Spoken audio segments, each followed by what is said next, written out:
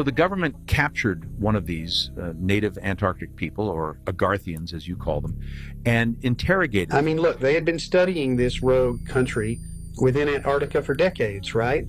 Of course they captured one of the natives. How else were they supposed to get any information on the place?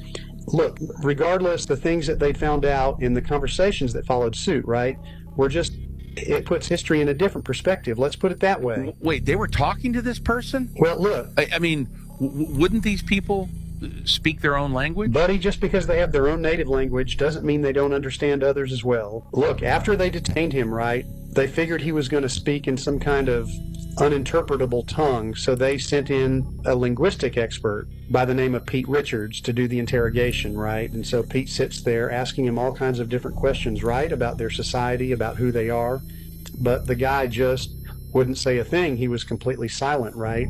Up until the point where Pete pulls out these pictures the agency had taken of this country's pyramids, right? And he sets the picture down as he says, "Can you tell me about these?" The guy didn't really budge, right? Like he didn't want to engage. And so Pete says, "Listen, we've seen structures like this before." He pulls out an image of the pyramids from ancient Egypt and shows it to him.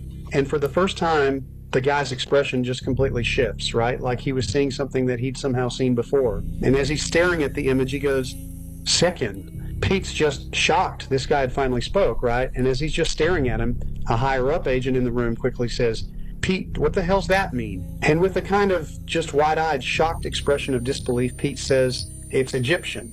It means old friend."